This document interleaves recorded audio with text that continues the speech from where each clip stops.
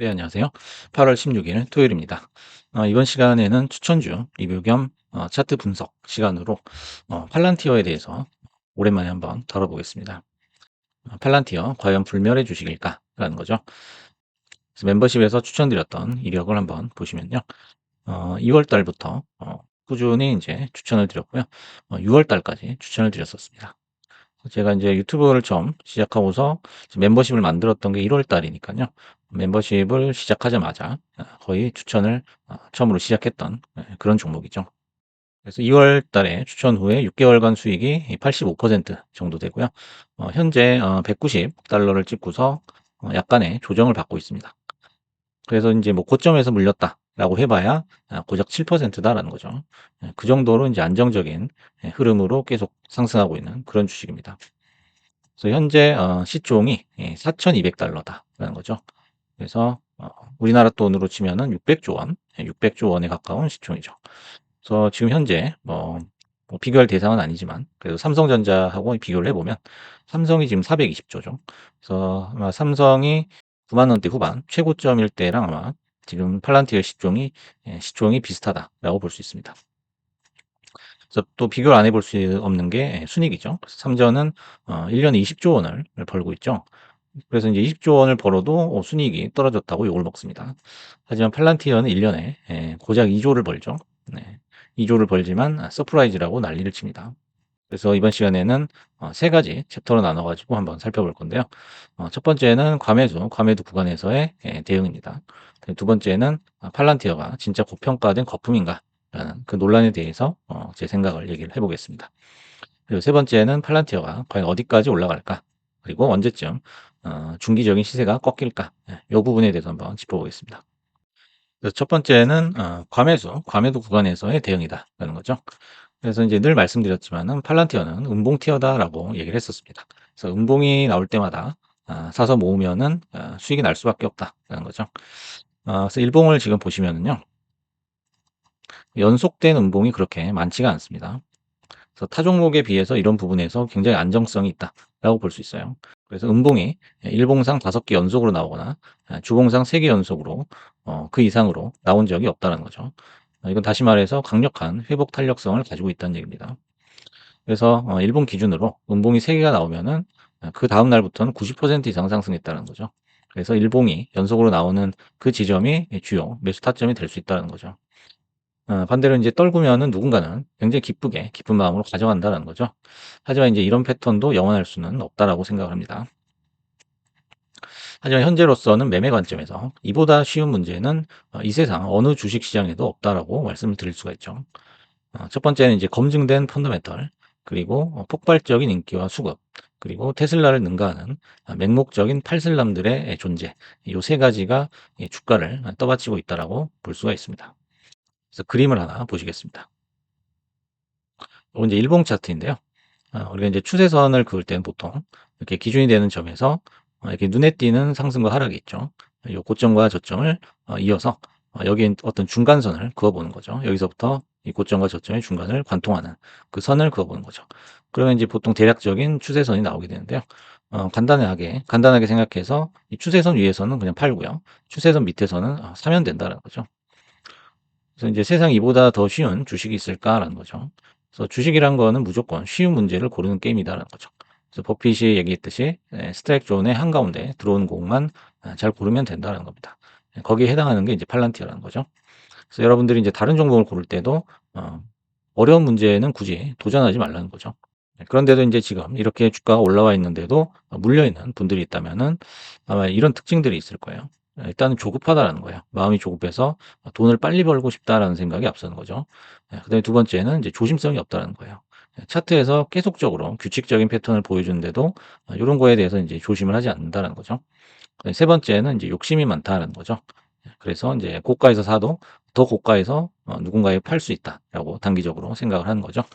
그래서 이제 이런 경우에는 지금 현재 위치에서도 물릴 수가 있다라는 거죠. 그래서 결론적으로 추세선 하나로 편안하게 매매할 수 있는 주식은 그리 많지 않다라는 거죠. 그래서 그 드문 주식 중에 하나 바로 팔란티어라고 생각을 하고요. 팔란티어는 이제 과매도 구간만 잘 구분을 하더라도 상당한 수익을 누적시킬 수 있다라는 겁니다. 그다음에 두 번째는 이제 '진짜 고평가된 거품인가.'라는 거죠. 그래서 과거 인제 $100 이하에서도 고평가 논란은 많았었는데요. 이제 $100, $150를 넘어가면서 좀 더 그런 인제 거품론이 스물스물 기어 나오고 있죠. 그래서 거품의 기준은 펀더멘털 대비 PER이 아니라 펀더멘털을 바라보는 투자자들의 컨센서스다라는 거죠.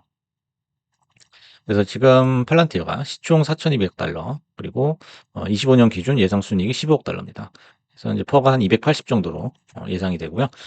테슬라 같은 경우에는 이제 193 정도로 예상이 됩니다. 그래서 PER이 매몰이 된다면은 팔란티어에 비해서 테슬라는 저평가다. 요런 잘못된 결론을 낼 수가 있다는 거죠. 그래서 인제 저퍼를 사야 되니까 테슬라를 사는 게 팔란티어 사는 것보다 더 높다. 더 맞다. 더 높은 수익을 얻을 수 있다. 요렇게 잘못된 생각에 매몰될 수가 있다는 거죠. 이런 오류에 빠질 수가 있다는 거죠. 그래서 인제 계산을 하나 해 봤는데요. 이론적인 계산입니다. 그래서 최첨단 IT 성장주의 평균 PER 안정권이 40 정도라고 한번 가정을 해 보겠습니다. 뭐 인제 엔비디아를 기준으로 했습니다. 그래서 인제 안정권이라는 거는 사업의 순이익이 증가하면서 어느 정도 인제 돈을 계속 벌고 안정된 길을 걸어가는 거죠. 사업이 안정화되는 고런 구간을 얘기하는 겁니다. 그래서 요것도 한번 그림을 하나 보시겠습니다. 그래서 요거를 인제 계산을 해 봤는데요. 먼저 추세선 어떤 식으로 어떤 추세로 움직일 것이냐. 그래서 인제 굵은 줄기를 하나 그려 봤습니다. 그래서 인제 PER이 40 이라고 가정을 했을 때 지금 현재 2028년 말에 2028년 말에 인제 거의 3년 뒤죠. 3년 뒤에 300 까지 가 있을 것이다. 요런 흐름으로 요런 추세로 300 까지 가 있을 것이라고 가정을 했을 때 만약에 PER 40을 잡게 되면요. 이제 시총은 요 주가 기준으로 7,100억 달러가 되는 거죠. 1.69 배가 상승을 했습니다. 그래서 현재 PER이 280 이기 때문에 퍼가 40 으로 갔다는 거는 순이익 기준으로 하면 7 배가 되는 거죠.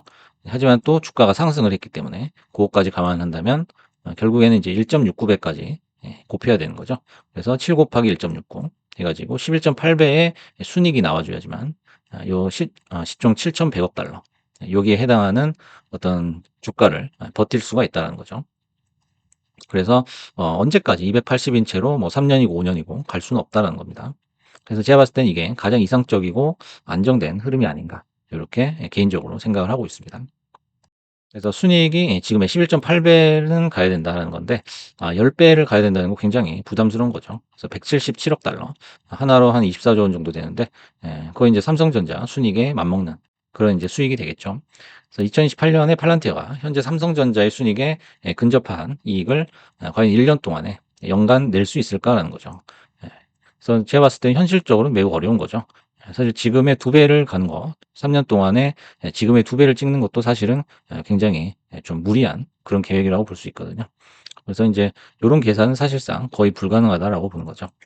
하지만 인제 주가는 오른다라는 거예요. 퍼가 200을 넘더라도 주가는 오른다라는 거. 요 부분에 대해서 인제 의아하게 생각이 든다라는 거죠. 그 이유는 간단합니다. 인기가 있기 때문이에요. 인기가 있기 때문에. 이제 다소 황당한 이유라고 생각을 하시겠지만은 이게 주식 시장의 본질이자 진리라고 볼 수 있습니다. 그래서 누군가는 이제 좋게 봐주고 해당 기업의 미래를 멋있게 그리고 또 돈을 더 벌 수 있다고 생각하는 그런 이제 컨센서스가 형성이 되면 주가는 무조건 오르게 돼 있다는 거죠. 그런 건 이제 바이오 섹터에서 정말 두드러지죠. 그래서 바이오 섹터에서는 어떤 신약 개발에 대한 희망 고 하나를 보고서 주가가 이제 상승을 하는 거죠. 그래서 이제 바이오 기업 중에는 만년 적자인 기업이 수두룩하죠. 실제로 인제 신약 개발에 성공을 하고 어떤 수익이 안정권에 들어가는 그 기간도 상당히 깁니다. 하지만 그 기간에도 주가는 오르는 거를 알 수가 있습니다. 그 퍼가 받쳐주지 못함에도 불구하고 오른다라는 거죠. 그래서 이런 이론적인 계산이 크게 의미는 없다는 거를 말씀을 드리는 겁니다. 그다음에 인제 세 번째로 과연 주가가 어디까지 올라갈까라는 거죠. 그리고 언제쯤 꺾일까라는 거죠. 그래서 뭐 단기나 중기적인 그런 시세를 얘기하는 건데요. 요것도 이제 그림을 한번 보겠습니다. 제가 봤을 때 인제 꺾이는 이런 이제 기하급수적인 상승이 꺾이는 시기는 내년 1 분기나 2 분기 요 사이가 되지 않을까 요렇게 생각을 하고 있습니다. 그래서 25년 3 분기, 4 분기 실적이 나오면서 순이익의 증가 속도는 줄어들 가능성이 있다라는 거죠. 그래서 이제 전처럼 수익이 빨리빨리 이렇게 오르진 않는다라는 거죠. 하지만 오르긴 오른다라는 거죠. 그래서 230 달러가 주가가 230 달러가 되기 전에 이제 미리 큰 손들이 빠져나올 그런 가능성이 있다라는 거고요.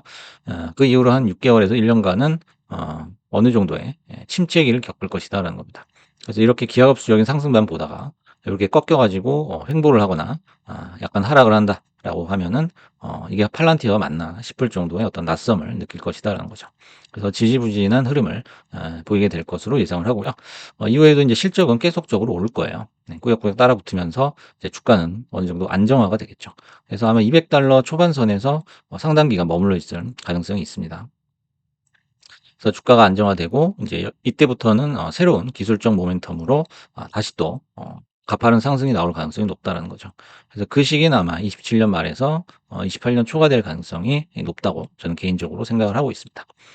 그래서 결론적으로 인제 팔란티어라는 이제 기업은 엔비디아의 어떤 기술적인 해자 그리고 테슬라의 어떤 최선단의 비전을 가진 기업 요런 성격 두 가지 성격을 다 고루 갖추고 있는 기업이다라고 생각을 하고 있습니다. 그래서 장기적으로는 이제 아까 보여드렸던 그림과 같은 흐름이 나올 것 같고요. 단기적으로는 이제 무조건 음봉에 조금씩 매수하는 전략이 아직까지는 뭐 강력한 전략이다라고 생각을 합니다.